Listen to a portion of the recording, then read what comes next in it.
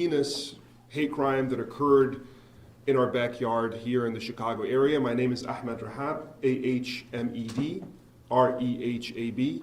I'm the Executive Director of the Council on American Islamic Relations, a civil rights organization here in the United States. And with me is the family of the deceased young boy. I will introduce the father in a moment. But first, I wanted to give you a little background about what occurred and the context in which it happened. Yesterday, the ex-wife, the mother of the boy, and the boy were in their unit. Basically, they're renting a floor in the house of this man who committed this crime. When he knocked on their door, she opened it. He had knocked on the door many times before. She had no reason to suspect anything. And when he opened the door, he proceeded to choke her, the mother, who's 32 years old. Her name is Hanan, and attempted to stab her. And she ran into the bathroom and called 911. And by the time she came out, he had located and murdered her child, 6-year-old Wadia, by stabbing. This all happened in seconds. I know this because she texted this information to the father, who shared the texts with me. She is now lying in the hospital in serious condition. The boy, the young 6-year-old boy, had just celebrated his birthday a couple of weeks before. And he was a lovely boy who loved his family, his friends. He loved soccer. He loved basketball. And he paid the price for the atmosphere of hate and otherization and dehumanization that, frankly, I think we are seeing here in the United States as a result of the irresponsible leadership and lopsided, one-sided statements and coverage that we're seeing in the media, elected officials all across. You see it in the comment section of social media, and we've warned about not recreating the same mistake we had in the post-9/11 environment when a heinous terrorist act occurred that we all condemned, and it was far removed from the rank and file of our community, and still an atmosphere was created for a decade plus. I grew up in this atmosphere. I am a product of this atmosphere, so is this organization, and we vowed and we got promises that we would not fall back into that ugly, dark world again. But here we are, and ultimately, the blame lies in the perpetrator. I blame the murderer for the murder. But also, I ask all people of conscience, I ask our leaders, I ask our media, to what extent have we created an atmosphere in which someone who may not have committed such an act, this senseless, meaningless murder that has changed these lives forever, broken these lives forever, to what extent was this person radicalized and brainwashed by this lopsided, one-sided atmosphere that has fanned the flames of hatred against Muslims and Palestinians? And just as the families of these Palestinian American citizens back in Gaza and in Palestine are suffering from what is now being called war crimes, blanket bombings, etc., and this boy and his family who sought refuge in the United States have now been stabbed. One is killed and one is in serious condition. We fear for her life. And I was talking to the father, and he mentioned that, part of the reason we came here is to escape the subtler violence in which situations like this could occur with impunity. And it chased us all the way to the United States. This individual, Joseph Juba, I believe, C-Z-U-B-A, 71-year-old man. There are claims that he is of a Jewish background and he was incensed by what happened in Israel and has been watching the news. This person did not have a track record with the family. As a matter of fact, the father says that he had built a treehouse for the boy and allowed him to swim in a makeshift pool and brought him toys. But it wasn't until he started watching the news and hearing the statements that something changed. And that's why the family had no reason to suspect what was to occur. But unfortunately, and this visual will haunt me for a long time, this young boy was stabbed 26 times. And the knife, the 12-inch knife, was still in his body when he was taken for an autopsy. No. I ask you, what level of hate, blind hatred, can cause such an act? And for us to reflect on the conditions in which such an act can occur. I'll close by saying that this atmosphere has created a monster out of a normal man who once built a treehouse. And we need to take collective responsibility for how we as a civilized, democratic nation can engage in a complex conversation about a complex issue, and to not erase Palestinian lives, to not erase Palestinian victimhood, to not erase the suffering of the Palestinian people. Over 2,250 civilians have been killed in the last few days. 725 of them are children and women. We have not seen statements. We have not seen campaigns of empathy. We have not seen round-the-clock coverage. We have not seen the images and the videos that show the suffering to tell that story. Our heart goes out to the Israeli civilians who lost their lives in the attacks on Saturday. And that was our position from day one, because we are Muslims, and our faith teaches us to respect all human life, that even for a just cause, we do not stand with the targeting of civilians. And I say to those who beat their chests and who think that now there is a green light to target Palestinian civilians in their homes, destroy their hospitals, kill women and children, that you are justifying the logic of Hamas. When they attack civilians in Israel, they have their set of grievances. I thought the agreement that we had in civilized moral nations that nothing could justify the murder of civilians, women and children.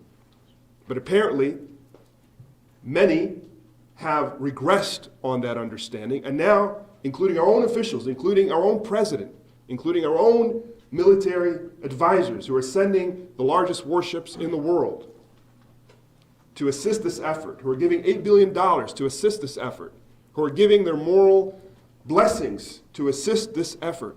You will not find "I stand with Hamas" placards anywhere in Chicago or beyond in front of any mosque or Muslim center. When I see "I stand with Israel" in front of most synagogues and centers, I ask, what are you telling me you stand with? Because right now, what you are telling me you stand with is war crimes, targeting of civilians, destruction of hospitals, the forced displacement of over 1 million people from the north to the south. Imagine one family having to be booted into the streets. Now imagine 1 million human beings in this open-air prison, this cage with nowhere to go, having to be displaced in this manner under a wave of rockets and bombs on their heads. 2,500 beds in the entire Gaza hospital system, with tens of thousands of people injured, many of them strewn on floors in kitchens and bathrooms. And even then, these hospitals are bombed as these doctors and nurses chase around to try to save lives. And this is on us because we support this. We say we stand with this. This is what you stand with. So let's have an honest conversation. I want to bring it back to this immediate calamity here, because ultimately it's about this boy. I have 3 young children. And when I saw his picture, they look just like him. We're in birthday season, one after another, this month and next month. And I can only imagine the hardship and the heartbreak that the family is going through. I want to close by sending my deepest condolences and prayers to the father, to the mother, to the entire family for what has happened to their child, a senseless crime, for what is happening to their people, and to say that we can do better. Thank you. Are you taking any questions? We are taking questions. Was the boy's mother, Hanan, was she able to talk to police? Is that where they figured out it was a hate crime? I believe she did talk to the police. Because they put out a statement on Facebook saying that he didn't talk it off to them. So that's...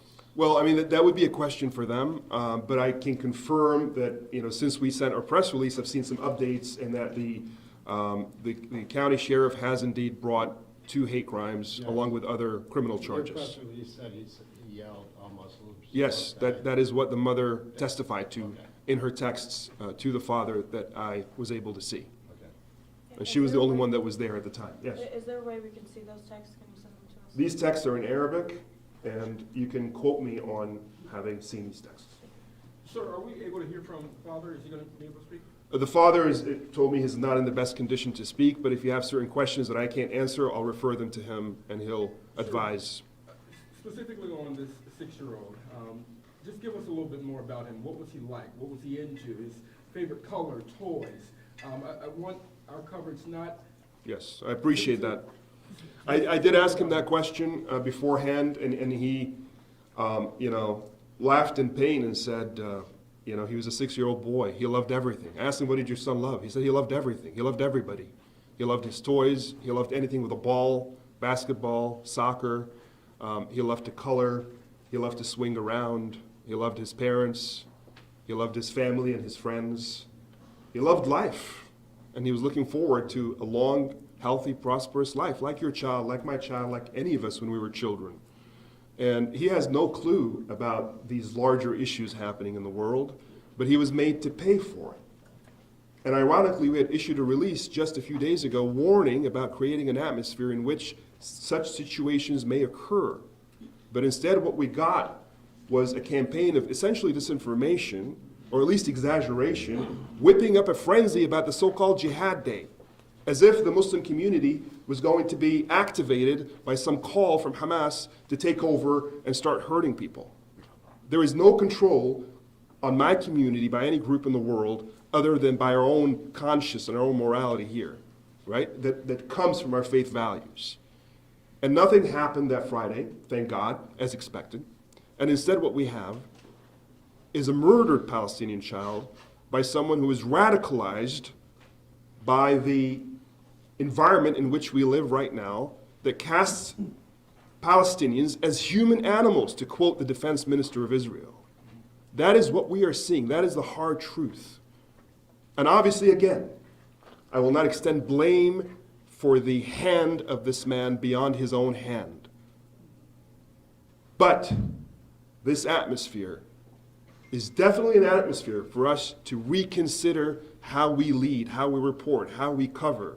Because I don't believe that had it not been for this atmosphere that he would have committed this act. He had, in the past, had a normal relationship with a family. Ahmed, can you restate what those text messages said? He asked his wife, and she's on her hospital bed, what happened.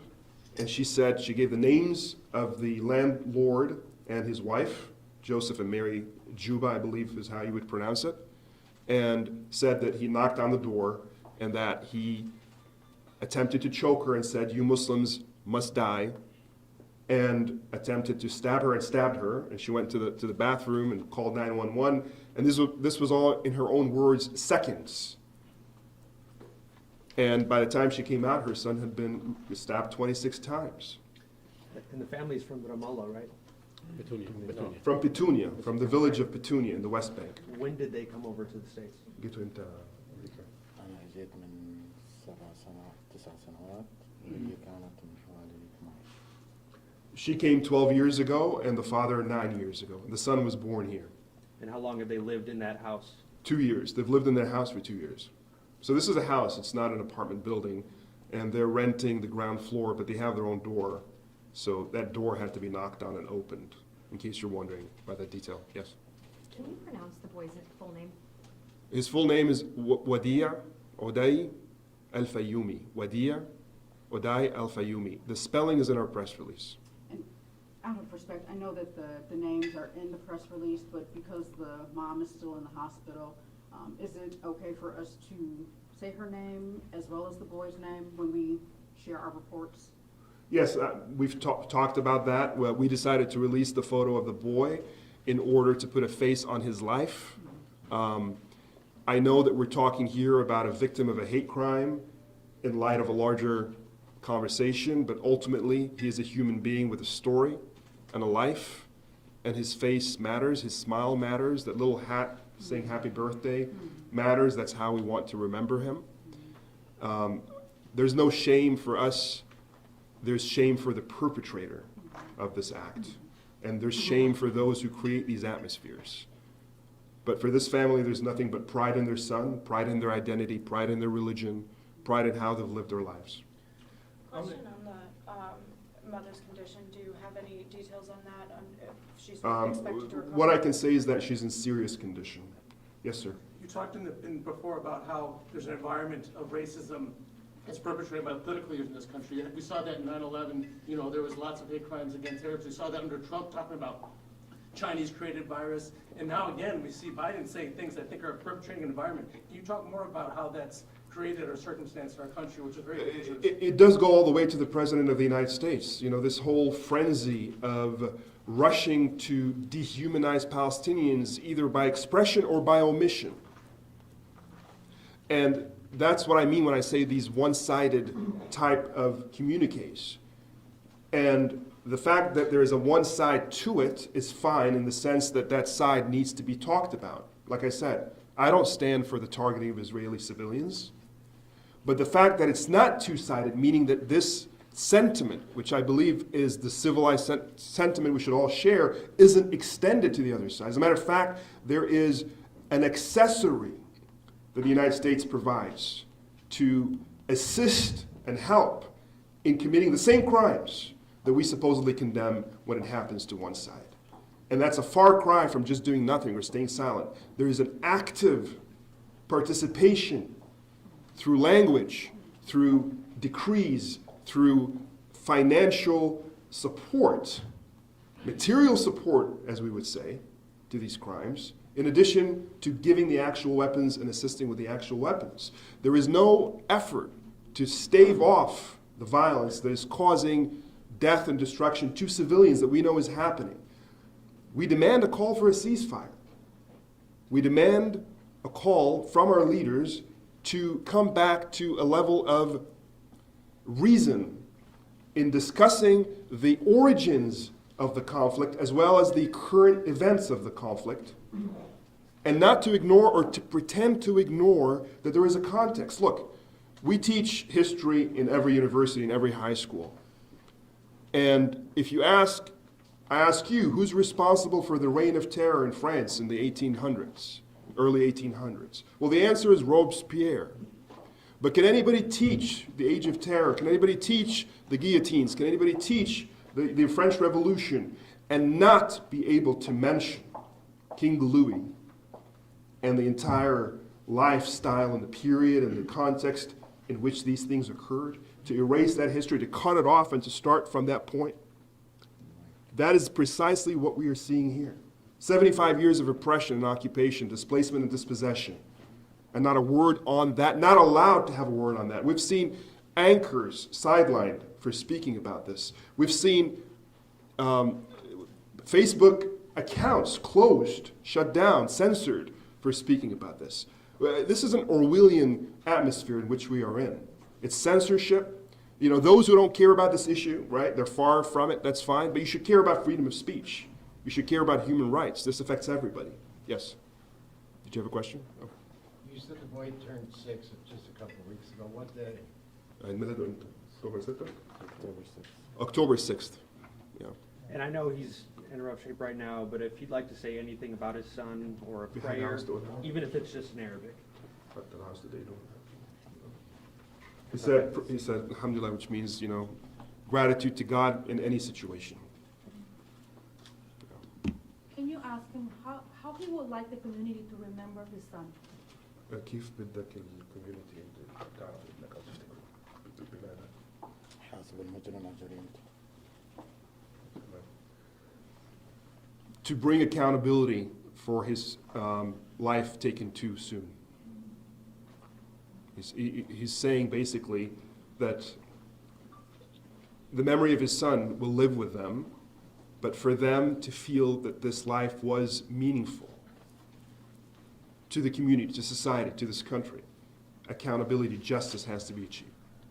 Ahmed, can you speak specifically to the Palestinian community right now? Specifically about faith, specifically to Muslims that are scared right now, whether they are in Chicago or in the suburb where this happened. How are you encouraging your followers during this time right now? So, would you like to say something? Okay. I was just speaking to the uncle, and he was making that same point. He was telling me very clearly in a private meeting just before, he said, we're not only completely heartbroken and devastated by what happened, but we are afraid of what may happen more in the future, to how many more people. We are afraid in this atmosphere that is being fanned, the flames of hatred and otherization, dehumanization. The Palestinian community feels it more than any. They're at the brunt of it. Muslims in general feel, the periphery of it, but definitely feel it as well. Per the own statements of this individual, Muslims must die. That extension, that connection is always there.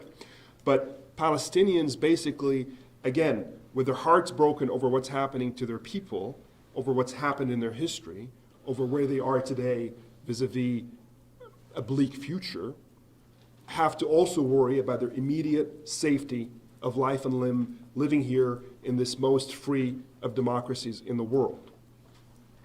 And this is why an incident like this hurts all of us. It hurts all of us because it wasn't a random or arbitrary attack. It was an intended attack per a certain context. And I think our leaders have to rise up to the occasion and show moral authority, moral leadership, and not be cowards. That's what we've seen is cowardly leadership, to be able to address the vastness of the issue and to stop erasing those who are politically weaker. I will submit, my community is politically weaker than others, but that should not be a reason to erase humanity, the humanity of a community, of a people. Because the facts are clear, the conditions are clear, the contexts are clear. We can speak about them. And when we speak about them as adults in a responsible fashion, we're not taking away anything from anybody. There's plenty of empathy, there's plenty of love, there's plenty of reason to be able to have an adult conversation. What we're seeing, though, are individuals and groups and institutions that are attempting to clamp down on anybody who dares to have such an open conversation, to talk about the humanity of Palestinians. We have seen one-sided statements from universities, hospitals, law firms, private, financial banks, in which Muslims work, in which Palestinians work, not a word to their suffering, not a word to the context that they are in. Full erasure. And that needs to change. We're asking for fairness, for balance, not for anything more than that. And finally, sir, in terms of safety, I know the city council last week passed a resolution in support of Israel. Are you calling on, what demands do you have on, specifically even Mayor Johnson right now in the city of Chicago, or even Will County, as this war continues? Are you asking for increased police patrols, especially in communities that are predominantly Muslim communities or those from Palestine? What do you want in terms of, a heightened awareness to make sure that this group is safe? I call on the mayor to be a mayor of all people. I call on the governor, who has also been extremely one-sided and has not had anything to say about the suffering of Palestinians, the war crimes happening in Gaza, to be a governor of all people. I ask the president, who's in that same vein, to be a president of all people. And more importantly, for all three men and others, to be men of reason, to be men of logic, to be men of knowing history and knowing what's happening in the world today. It's stunning to me to read the text of this resolution that was passed by City Council. It was a stupid resolution. I mean, in the second paragraph, they talk about this is a repeat of the atrocious attack on Israel 50 years ago. Now, what they're referencing is the 1973 war. Okay, I know this because I'm Egyptian American. And that war, in which the Egyptian forces attacked the Israeli forces, it was military on military, it wasn't an attack on civilians, occurred on Egyptian soil that was at the time occupied by Israeli forces. So there's so many things wrong in that statement. To call it an atrocious attack when it's military on military in the context of war, and to equate it to an attack on civilians is clueless. And then to call it, on top of that, an attack on Israel when it was an attack inside Egypt by Egyptians to reclaim Egypt from Israel is, again, to completely ignore history and geography. I would submit that probably only a percentage of those who signed that resolution know where Israel is on the map. It's not about what they know or don't know, it's about what they think is politically more beneficial. These are political decisions. These are not moral decisions. These are not informed decisions. Do you have any message for Muslims who are rightfully devastated by this murder, that they maybe aren't thinking straight and maybe take things into their own hands? My message to Muslims who are devastated by this is what the Quran teaches us. Do not let the injustice of an individual or a people cause you to engage in an injustice. Do not let the evil of someone cause you to follow or reciprocate in kind. Stick to our standards, stick to our values. We have been plagued, and again, I'm not here to sugarcoat stuff, right? We know that we've had bad actors in the larger Muslim community. That's right. We know we've had acts of terror committed by those who claim to be Muslim in the United States, in our history, and around the world. And back then, when these occur, and should they occur again, God forbid, we've always been super ultra clear about our position as mainstream Muslims, that these acts are not, they do not bear out the values of our religion. They actually are in the complete opposite direction. They're an offense to the very values of our religion. So I tell our community, remember our values, remember our principles, stick to them. Don't let any difficult conditions cause you to renege on the contract that we have with God Almighty to be a just and upright people, to stand with human life, regardless of nationality, regardless of religion, and to stand with prosperity for all human beings, but to stand against injustice, Yes. fearlessly, proudly, strongly, even when it's unpopular. I understand that standing with Palestinians, with Palestine, is probably the most unpopular thing one can do in the West, in the United States. Yes. But I'll do it every day, without hesitation, because it's the right thing to do. And I'll stand with the innocent lives taken in Israel or anywhere in the world. And that's not a PR move, that's not to placate anybody, but that is an implementation of my deeply held religious beliefs that all life is valuable, all life matters. Civilian lives matter, right? It doesn't matter where you're from. That's not a hard call for us to make. Yes. Do you have any other questions or comments? I have a Yes. question. Does the family have any family members still in Palestine? Is everyone safe? We can, yes. تعرف نفسك وقول اسمك وستيشن. Yusuf Hanoun. I'm a Palestinian. I'm also a professional. I came here in 1999 as a professional. I taught for Chicago public schools. I taught our American kids, all of them.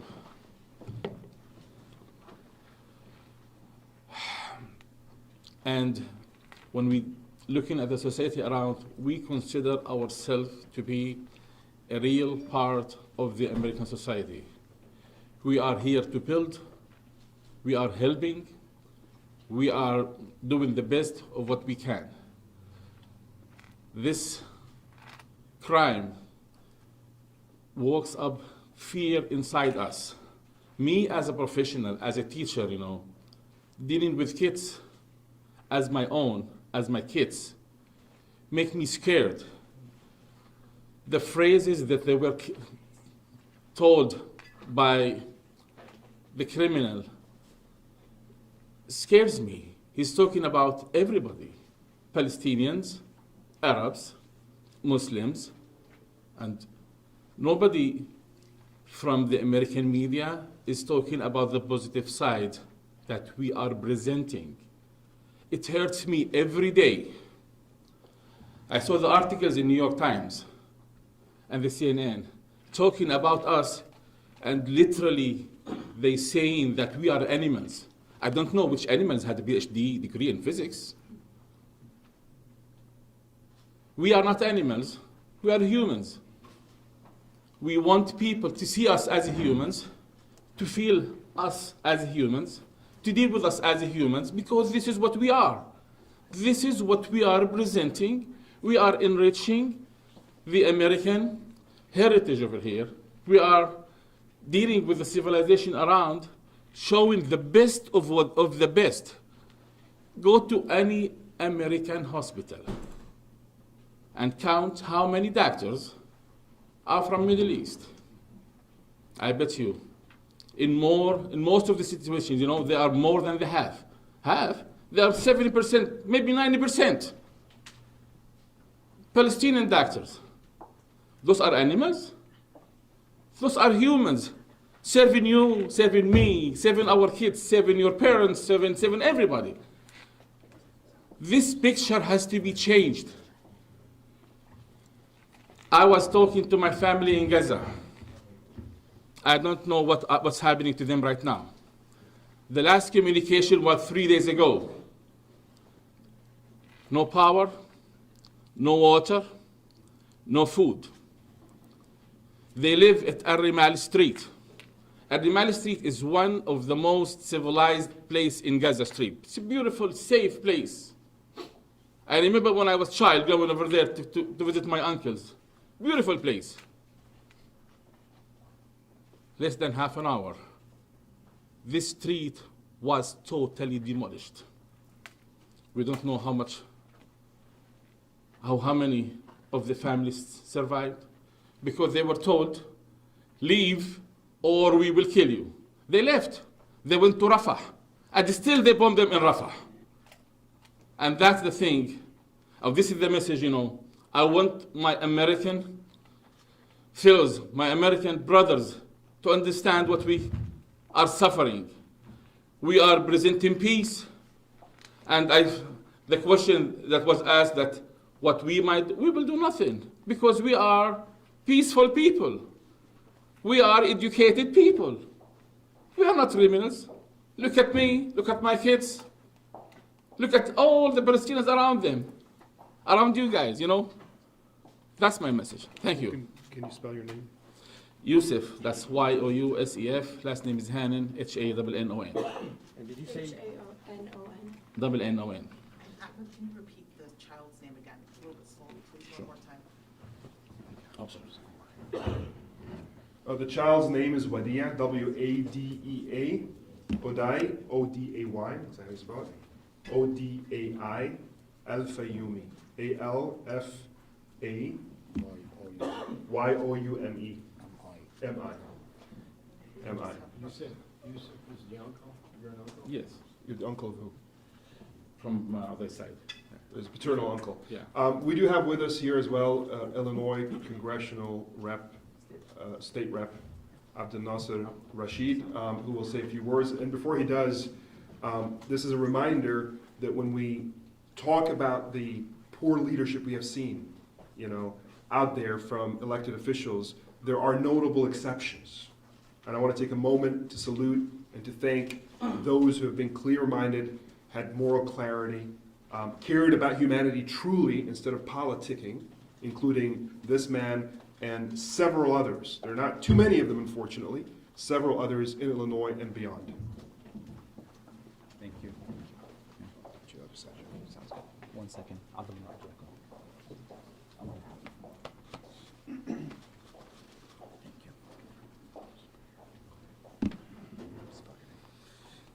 Good afternoon, everyone. My name is Abdel Nasser Rashid, spelled A-B-D-E-L-N-A-S-S-E-R, last name Rashid, R-A-S-H-I-D. I'm the state representative for the 21st District of Illinois. It really breaks my heart to have to be here today to mourn the death of a 6-year-old boy and to pray for the recovery of his mother after the horrific act of violence that we saw yesterday. Let's be clear, this was directly connected to the dehumanizing of Palestinians that has been allowed over the last week by our media, by our elected officials who have lacked the moral compass and lacked the courage to call for something as simple as de-escalation, as peace. I know there's going to be people who say, we condemn this heinous crime, who will say hate has no home here. That's not enough. That is not enough. We need to understand and internalize that the killing of this 6-year-old boy hits close to home. I have a 6-year-old daughter who's also Palestinian. This killing of this boy, this attempted murder of his mom, was directly connected to what's happening in Israel and Palestine, as the world has cheered on Israel's impending genocide in Gaza. If we want to see these attacks stop here in Illinois, all over the country, I think we're all bracing for what could be happening, what could happen next. If we want to see this stop and see any semblance of justice, we have to call out not just this heinous crime and others that may occur, but call for ceasefire and de-escalation and peace, and truly forge a path forward for peace in Israel and Palestine based on humanity and based on human rights. Thank you.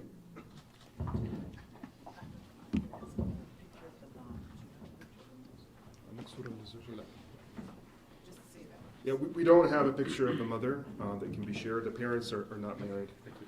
They are divorcees. He does not have a picture. Is there anything he wants to say or you want to say about her as a person? Anything to note?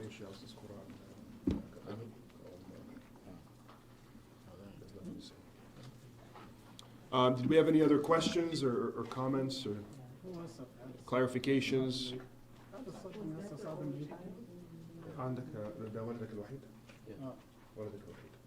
He is the only child. He is the only child. Thank you, guys. We want to thank you for being here and for shedding light on this, and hopefully this can be a learning moment. It will be a moment that will last forever for this family and for many in their extended circle. Unfortunately, it will not go away as these cameras go away. And so I close by, again, extending my heartfelt condolences and my deep prayers to the father, to the mother, to the entire family. May God be with them. And may his son find safety, security, peace, and cheer in God's great paradise. Thank you very much.